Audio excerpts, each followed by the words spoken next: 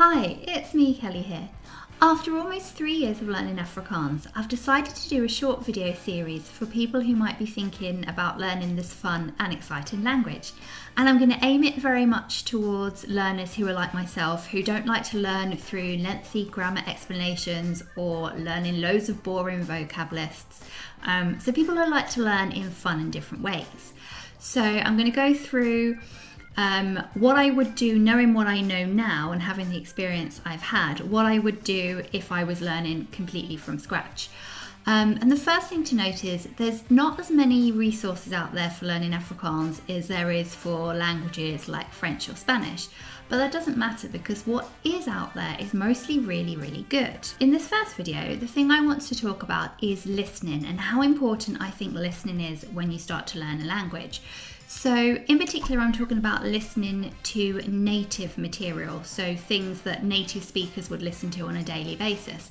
Now, when you first start listening to these things and you're a complete beginner, obviously you're going to hardly understand anything, and that's okay because what you're listening to is the rhythms and the sounds of the language. So that's the first thing I would start with doing, is listen to native-like material, listen to the rhythms and the sounds of the language. If you can afford just £7 a month, you can get a subscription to KykNET, and KykNET is fantastic. It has a whole range of Afrikaans TV programs, series, travel programs, films, and it's really good. Documentaries, things like documentaries, cooking shows and travel programs I would highly recommend for beginners.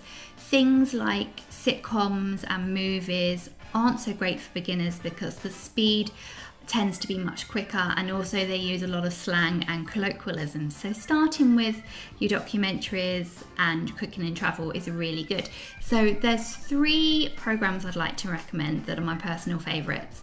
One is a program called Braai, and Jan goes around South Africa and the world, and it's a braaiing program. So braai is the South African word for barbecue. So he goes around the world barbecuing or braaiing, if you like, and also around South Africa. So you get to see different places and you get to hear different Afrikaans accents, which is really interesting and it's really good for you. The second one I'd like to recommend is Leef Jou Reis, so Live Your Journey. And again, there's a gentleman who goes traveling all around South Africa and all around the world. So you see different places, you hear different accents. So both of those are really good. There's another one which I enjoy called Pasgetroud, so newly married. If the presenter's talking, I think it's really good for beginners.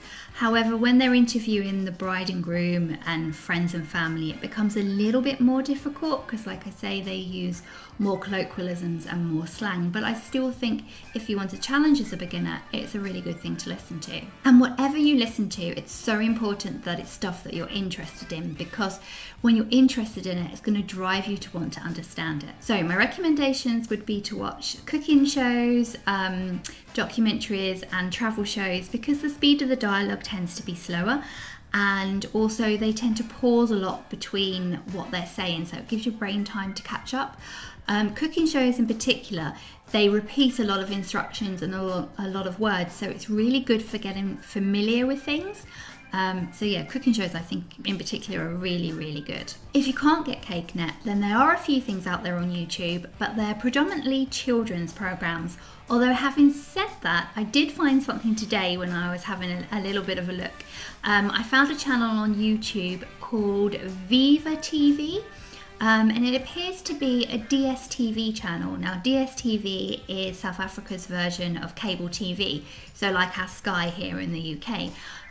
So ViaTV seems to be a YouTube channel that's dedicated to Afrikaans programs, and like I say, I haven't checked it out yet, but I will put a link in the description because I do think it would be worth checking out, so do have a look at that.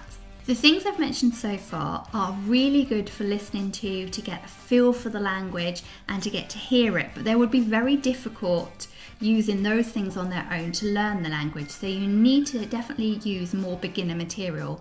One channel which I found very recently that I really wish I'd found at the beginning is a YouTube channel called Kinderstories, so children's stories. But just because it's a children's channel, don't be put off. And I'm still using it now, even though I'm not a beginner. I'm finding lots of fun and different ways that I can use it.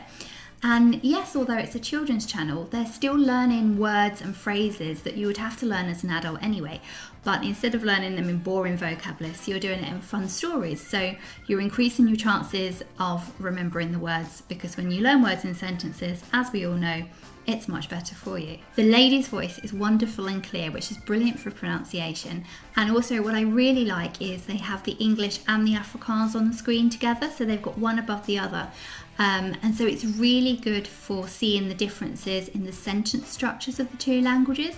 And also you get to see how quite often you have some words in English and Afrikaans that are written the same, but can be pronounced very differently. So I think it's fantastic for that.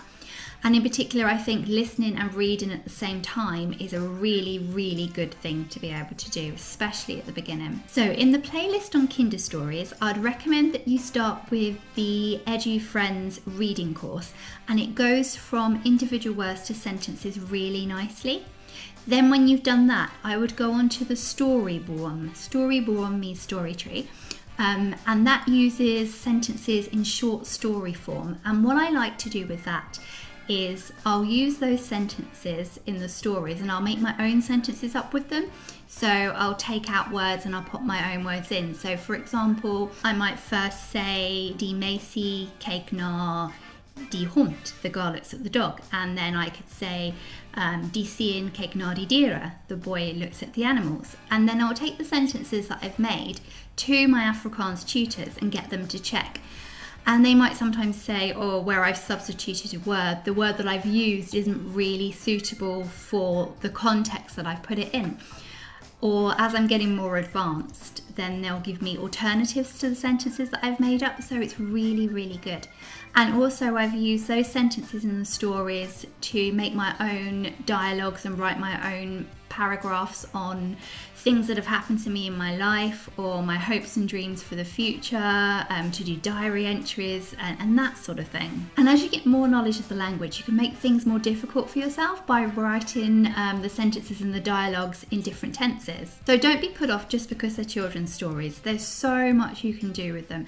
And like I say, it's all words and sentences that you'd have to learn anyway, but you're just learning them in a different format, and in my opinion a much more interesting and exciting and fun way to learn, and I think a better way to learn. From there I would move on to the section in the channel called O GINSTELING BOEKE, old favourite books, and that's Disney stories translated, written and spoken into Afrikaans. And what I would do with those is I would listen to and read the stories in Afrikaans and then translate them into English or whatever your native language is, and then back into Afrikaans again.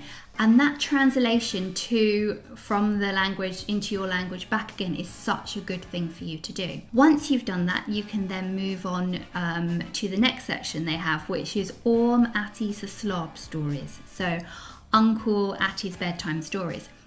And that makes it more difficult because there's now no text, it's just dialogue, and the speech is much faster, so it's a really good listening exercise.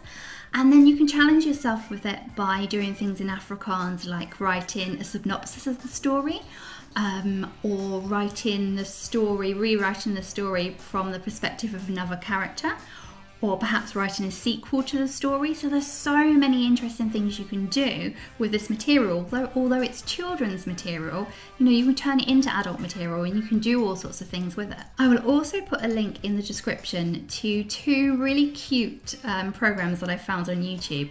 One is an Afrikaans cartoon version of the film Heidi. It's a series, and then the other is the Afrikaans version of the Moomins. And Heidi I listened to a lot at the beginning, and I found it really good for picking out really simple words and simple sentences. So I'll pop those down below in the description as well. In the next video, I'm going to talk about learning resources, books and CDs and that type of thing.